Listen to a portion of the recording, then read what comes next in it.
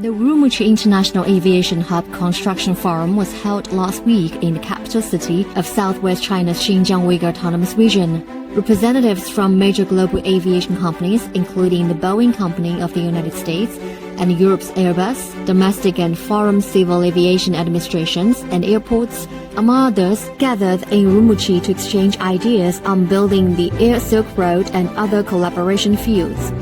According to Xinjiang Airport Group Company Limited, there are so far 25 civil transport airports in Xinjiang, topping China's provincial-level regions. By the end of the 14th five-year plan period, it's estimated that the number of airports in use and under construction will reach 33. Alvin Liu, Executive Vice President of Boeing China, said that Ürümqi has great potential to become an important transportation hub, and China proposed the Belt and Road Initiative opens a gate for cooperation.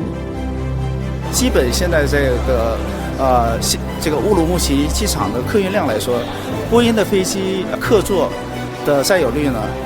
达到60%以上。所以说我们现在你看我们现在所有的机型，不管是单通道啊，还是这个宽体客机。对这个区位定位来说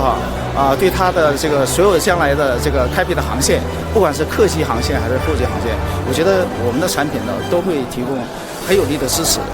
As per data from Xinjiang Airport Group Company Limited, passenger flights have linked Ürümqi with 23 international destinations, while 5 regular air cargo routes have connected the city with Central and West Asia. In the first 6 months of this year, the Ürümqi airport handled a throughput of more than 10 million passengers. 咱们是地广人稀嘛，像这种特别适合用通用航空来解决它的这个交通问题，而且通用航空在这样的区域里面，其实还可以是一种低成本的高效率的一个交通运输方式。同时呢，我们可以发展物流包括我们通用航空物流未来包括尤其无人机物流在新疆